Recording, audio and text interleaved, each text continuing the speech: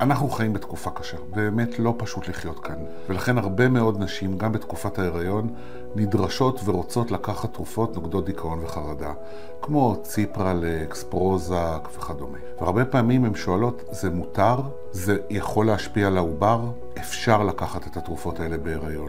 הן לא גורמות לעלייה משמעותית בשיעור המומים. מותר לקחת אותם גם בתקופת ההנקה. אנחנו יודעים שבמהלך הלידה או לאחר הלידה, התינוק יכול להיות קצת יותר מנומנם וישנוני, אבל כששמים לכך לב ויודעים שזה מה שהולך להיות, זה בסדר גמור. יותר מזה, כשרופאים אמרו לנשים להפסיק את התרופות האלה, שיעורי החרדה בהיריון, שיעור הדיכאון לאחר הלידה, ושיעור אנשים שאפילו התאבדו אחר הלידה היה הרבה יותר גבוה. ולכן תמשיכו לקחת את התרופה.